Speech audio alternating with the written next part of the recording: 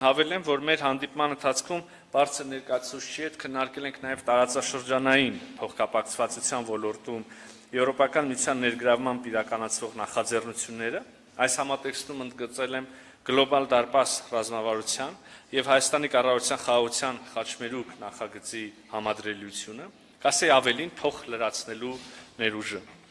Իհարկե, այստեղ կարող ենք հավելել նաև միջին միջանցքի գաղափարը, որի շուրջ քննարկումներ ենք ունեցել մեր մյուս գործընկերների հետ։ Այս համատեքստում կընդգծեմ Հարավային Կովկասի որպես Եվրոպայի եւ Կենտրոնական ու Արևելյան Ասիայի միջև կապող կամրջի դերը,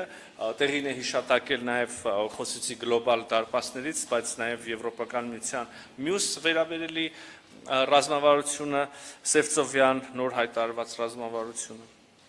Հարգելի գործընկերներ, այս այցը տեղի ունենում աշխարհաքաղաքական տարատեսակ զարգացումների պայմաններում, զարգացումներ, որոնք մեկ անգամ եւս ցույց են տալիս խաղաղության, տարածաշրջանային կայունության ապահովման մեծ պահանջարկը, այդ ճանապարհին առկա մարտահրավերները։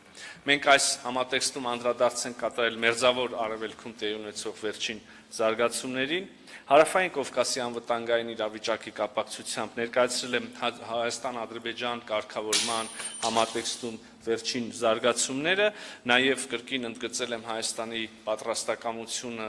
անմիջապես սկսել Ադրբեջանի հետ խորհրդակցություններ որոշելու պայմանագրի ստորագրման տեղը եւ ժամանակը եւ ընդհանրապես քննարկելու կարգավորման վերաբերող ողջ սպեկտրին վերաբերող բոլոր հարցերը։ Մենք ինչպես նախկինում այսօր եւս շատ կառուցողական ենք տրամադրված։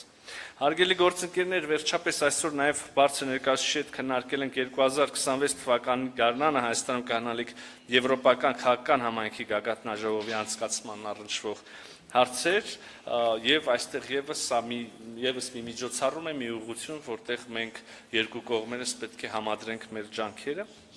Եզրափակելով խոսքս անկեղծ շնորհակալություն եմ ուզում հայտնել տիկին բարձր ներկայացուցչին խորը եւ հանգամանալից քննարկումների համար։